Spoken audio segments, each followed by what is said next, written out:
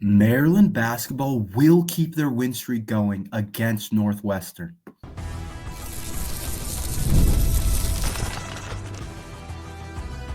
You are Locked On Terps, your daily podcast on the Maryland Terps, part of the Locked On Podcast Network, your team every day.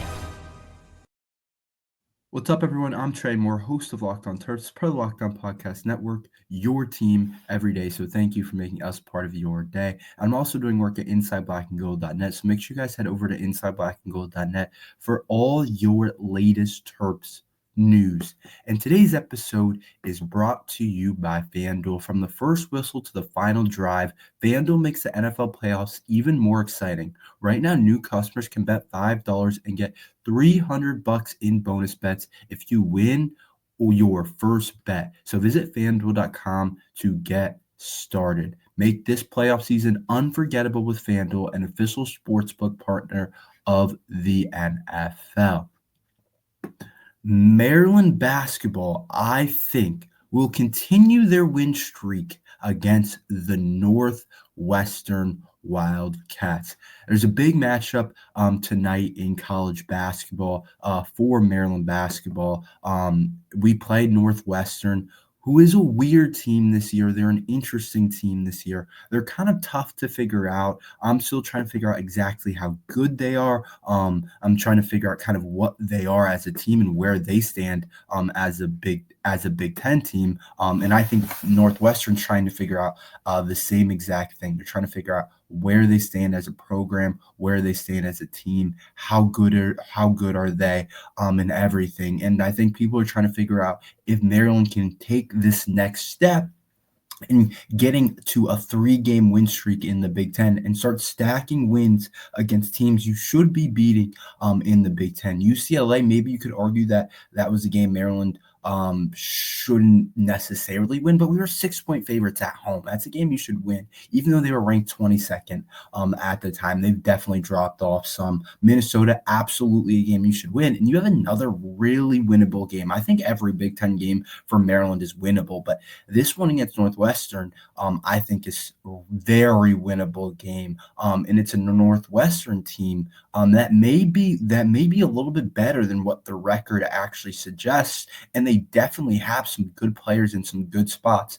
But I think overall, I think Maryland's a better team than the Northwestern Wildcats. And I expect Maryland to continue their win streak and make it a 3-game win streak and move to over 500 in the Big Ten, which could be a really big thing for the Maryland Terrapins.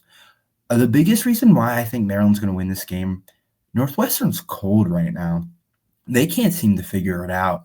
And maybe they flip a switch. Maybe they start to do things differently. Maybe they decide that the way they're going about things isn't the right way.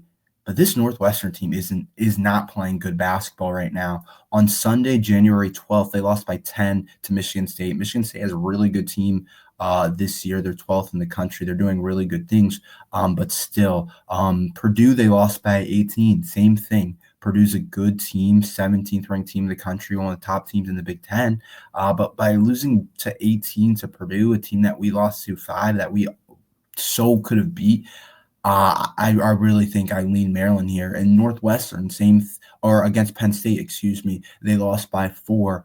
So they're on a 3-game losing streak. They haven't won since they beat in Northeastern, who's not that good compared to what Northwestern is. And they have a couple big wins on the season. Like they've beaten Illinois, who's ranked 19th in the country. So they're definitely a solid team. But right now, this Northwestern team hasn't done a lot for me to feel like that Maryland shouldn't be able to handle this Northwestern Wildcats team. When you just look at the scores and the basic level of things, I just don't see a team that Maryland should necessarily lose to, even though it's on the road, which really makes it interesting. I just don't see a team that I'm like, oh, they're really scary. I don't feel that way about Northwestern this year. I think they're decent. I think they do some good things, but I don't think they're as good as Maryland for a couple different reasons.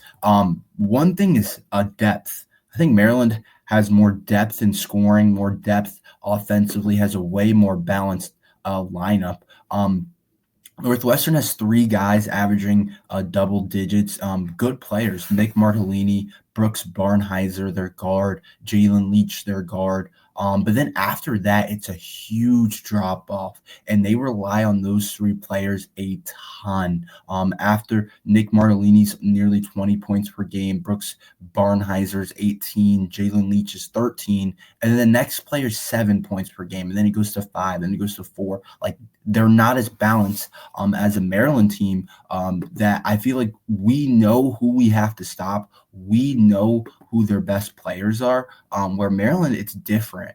We have 5 guys averaging double digits with Selton Miguel, Rodney Rice, Julian Reese, Jacoby Gillespie, Derek Queen. It's more of a balanced attack, which I think is actually better in college basketball. I think when you look in the NBA, it's a little bit different. It's more about the stars. It's more about the top players and how they play. And it's more about having a couple of all-star guys that can get you 30 any night or 25 any night. But in college, to me, a lot of it's about the balanced attacks.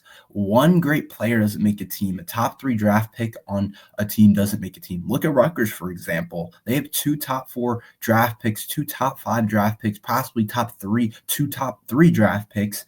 And they're not a very good team. It's really not about having 2 really good players that can go get 25. It's not about that. It's about having 5 guys that can work as a unit, that anybody can really go off and everyone can contribute in their own ways. And I really think Maryland has the edge over Northwestern in that category this year. I also think when we look at it, I think Maryland's just a better offensive team. Compare the points per game. This is a big reason why I think Maryland continues their win streak, is because I think Maryland's strength is on the defensive side of things, but Maryland's a better offensive team than what Northwestern is. Look at the points per game: 73.7 at Northwestern compared to Maryland getting 84.6 points per game. So over a 10-point difference, a little bit more than a 10-point difference. Then we look at some of the shooting percentage. We shoot in a higher percentage than all their percentages, which is a big reason why when I look at statistics and really dive into the Northwestern versus Maryland team, I think Maryland has just a better, more complete team offensively. Look at field goal percentage. Northwestern's 44% compared to Maryland's 49%. Free throw percentage. Northwestern's at 73, Maryland's at 74. 3-point percentage. Northwestern's at 31, Maryland's at 36. And then when we look at Northwestern's best player, arguably their guard, he doesn't even shoot the 3 ball very well, which I think is going to kind of hurt. Brooks Barnheiser shooting 28.9% from 3. Another reason why I think they have a really good chance at winning. Oh, excuse me, I had alarm for 9 a.m. Apologize for that. But I think that when I look at kind of these 2 teams going against each other, I just see a Maryland team that's more balanced. I think a Maryland team that's much better offensively, and that's not the strength of our Maryland team. And when Maryland's going against a team where they're clearly better than offensively, that's scary because we know what we can do defensively against a team like Northwestern. We've been really good at forcing turnovers. We nearly forced 10 turnovers we turn over the ball 10 times a game. We do turn it over a little bit more than Northwestern does, but we force more turnovers than Northwestern does.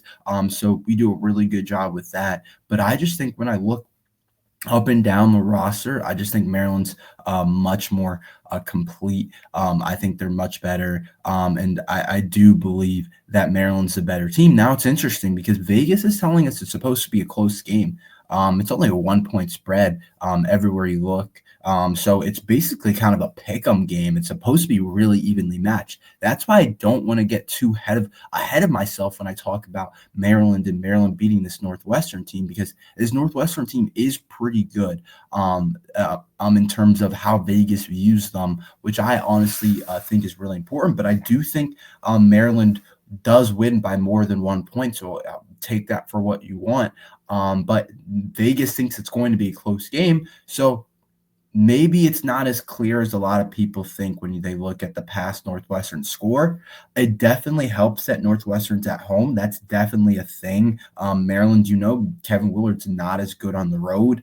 But I do think we take care of this one and continue our win streak from 2 to 3 games, and we start to get some momentum in the Big Ten, and we start putting ourselves in a really good spot in the Big Ten. And I think it's important to do that. When you look at this Maryland team, I do think we should be in a good spot after this week. And then on Sunday, you have another game. So you can get to 5-3 in the Big Ten after this couple game stretch. And I hope that Maryland's able to do that. We play another solid team in Nebraska on Sunday. So I'm looking forward to this game tonight. I do think Maryland is the better team, and I think we win by more than 1 point. But I've been wrong before, but I've also been right. So we'll see exactly what happens. Let's talk about some of the key matchups. Who should we be looking out for? Who do we need to stop? What are the big matchups of the game? I'll talk about that next.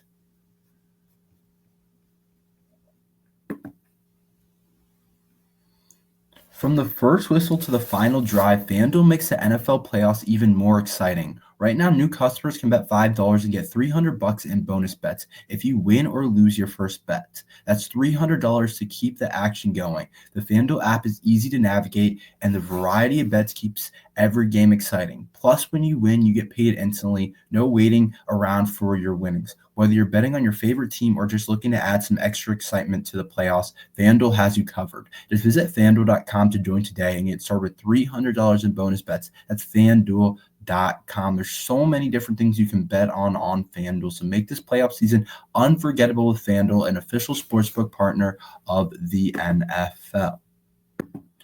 Let's talk about some key matchups in this game against Northwestern and what Maryland has to do to win this game. There's a couple different things Maryland needs to do to be able to win this game and put themselves in a good position. I think one thing is we got to dominate the front court. Derek Queen and Julian Reese, this is your game. And we get a lot of these mismatches because Derek Queen 6'10", Julian Reese is around that height as well at 6'10".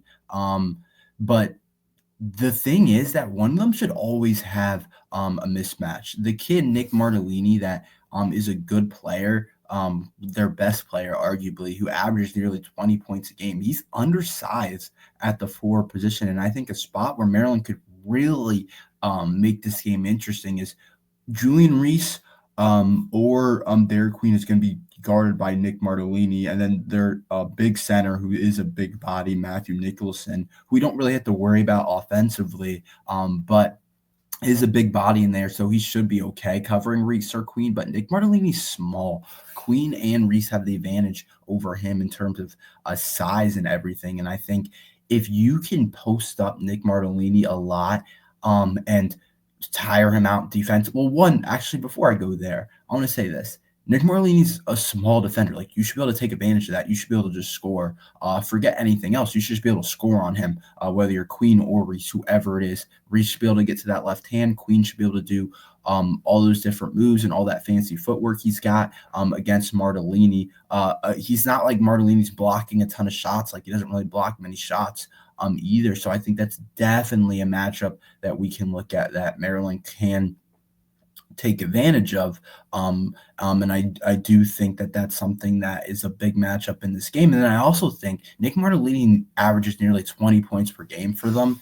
If you can get him into foul trouble, that can be huge for the Terps and really hurt Northwestern and what they can do overall. And so if you can get him down low, get him a couple quick fouls, like I said about Northwestern, they don't have a lot of scoring options, and they could really be in trouble for the rest of the game. So I do think that is a big matchup.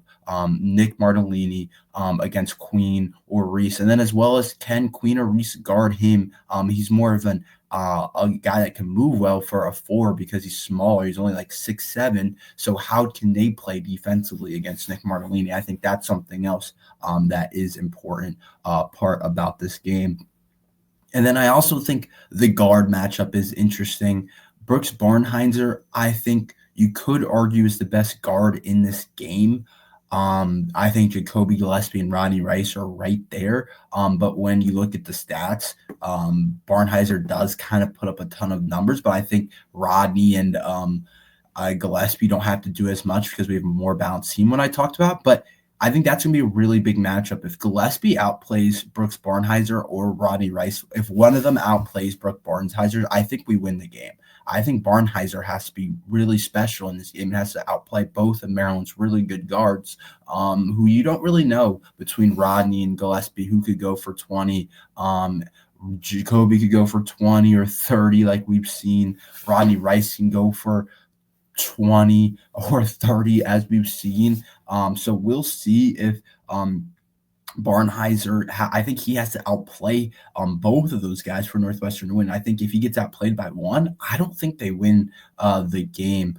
So I do think that's another interesting matchup that we'll see how we will match up with Barnheiser. But their guards in general, they also have a pretty good player in Jalen Leach, who's been pretty good for them so far this year. And then Ty Berry, he's a good three-point shooter as well. And then something else I'm going to add on. I talked about Nick Martellini. He'll step out and shoot the three. He shoots 41% from three. So I think it is a kind of tough guard on Reese or Queen. But Queen's shown flashes of being pretty good defensively, and he's also shown sometimes not being the best defender. So we'll see what defender we get from Queen. I'm guessing Queen will be on Nick Martellini. I can't see Queen being on him. I'm guessing or I can't see Reese being on Nick Martellini.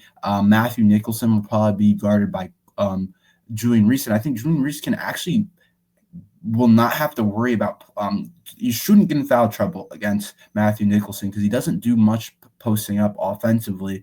So Reese should be able to be a shot blocker, a paint guy, and really help out there because Matthew Nicholson, their center, doesn't do a ton for them.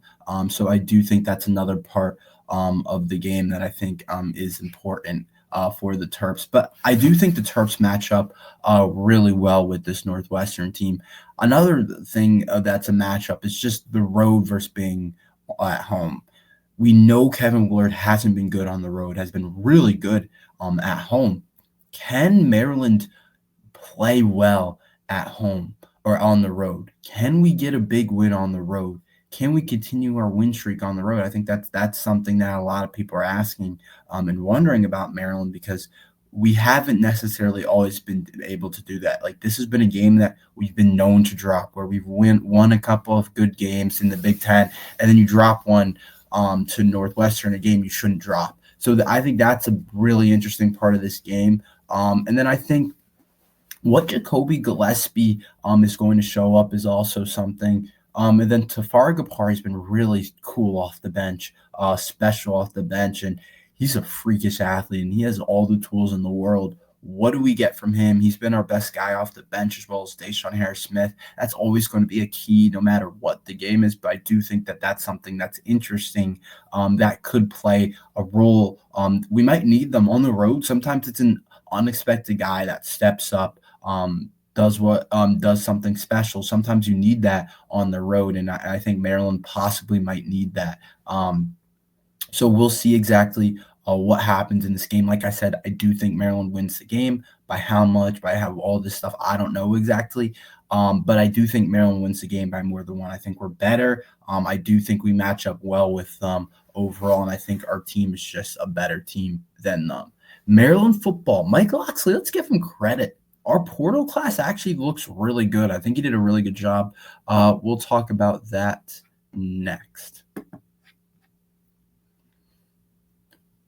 This message is brought to you by Prizepicks, the place to get real money sports action with over 10 million members and billions of winnings. Prizepicks has changed the game in daily fantasy sports. Whether it's a playoff or regular season, Prizepicks has made it easier than ever to win big while enjoying all the football action. Now it's playoff time, and there's no better way to get in on the action than with Prizepicks. Here's how it works. You simply pick more or less than on two players, and if your pick hits, you can win up to 100 times 1,000 times your cash. Yes, that's right. 1,000 times your money just by making a few simple picks. For me, it's all about the hot takes this season. This week's on Prizepicks. you could be looking at Lamar Jackson for over 250 yards, Travis Kelce more than 70 receiving yards. It's fun to predict and easy to play. Plus, with Prizepicks flex play, you can still double your money even if one of your picks doesn't hit. So get ready to run your game this football season and download the app today and use code LOCKEDONCOLLEGE to get $50 instantly after you play your first $5 lineup. That's right, $50 just for playing. Don't wait. Take your game to the next level with Prizepicks. Prizepicks, run your game. I think the more and more I look at Maryland's transfer portal class for football, I really like it. And I honestly was really concerned with us rebooting this whole a lot of guys entered the portal this year. A lot of guys that we didn't want to enter the portal entered the portal. But I think Maryland actually did a really good job rebooting their guys and putting together a really solid portal class actually. I think Maryland put together a really solid portal class. I wasn't exactly sure how it was going to go because I thought we lost a ton of guys. It's going to be really tough to replicate and to replace all these different guys. But when we looked at positions, tight end was a group that we really wanted to address, and we got a really solid transfer in Dorian Fleming, one of the better tight end transfers. Who I think is going to fit in perfectly at Maryland. I think he's going to do a lot of good things. We said the receiving core, we probably want to bring in a kid or two. We got the kid Jaleel Farouk from Oklahoma, who put together a really good season at Oklahoma. And then we got Caleb Webb, who was a really high-level recruit out of high school, who I think has a chance to be really solid for Maryland as well. And then we said what? We want to address the offensive line. The other day, we got one of the top tackles remaining in Richelle Perry. We also got another kid in Javen James from Akron that we feel good about. And I think when we look offensively, I'll just start offensively. I think we did a good job.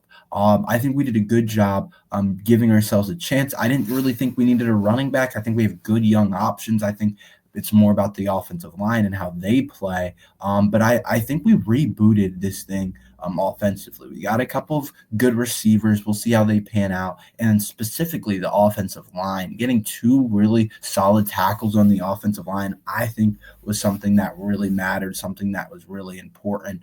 And I do think that's going to be the biggest adds to our football team. So I do think we did a really good job replenishing. We lost our two starting tight ends, and we got a kid in Dorian Fleming who I'm really excited to see what he can do. And then defensive side of things, same exact thing. What we needed a bunch of secondary guys. We got secondary guys on our team to come play for us. That or have a chance to be really solid players, I think, for us. Like the kid Jamar Glasker from Wake Forest, who's a really solid transfer cornerback. Dante Joyner, who's going to be a really solid player in the secondary and at corner position. We got a couple high-level players there. We also got a guy on the defense, a couple guys on the defensive line in D.D. Holmes, who was a top-end recruit, who's going to be a really good player at the defensive end spot. So we got some players there on the defensive line, as well as we addressed every position group: defensive line, corner. I didn't really think we needed a linebacker right now. I think Mike Locksley did a really good job readdressing this. Now my question is, what position group do I think we still need to get better at? I think you could add a safety. I think we have some talented guys coming in and stuff. I think you could add a safety. I think you can add another defensive lineman. I think that doesn't help. But other than that, I feel pretty good about Maryland's football's transfer portal class. I think we got the guys that we needed to get. I think we got guys in the right spot. And I think we're in a good place to be. And I really like this class, and I think Mike Locksley did a really good job with it overall. That's all we have for today. Thank you for listening to Locked on Terps. Make sure you like and subscribe. We're here every day talking Maryland football and basketball. So thank you for listening to Locked on Terps.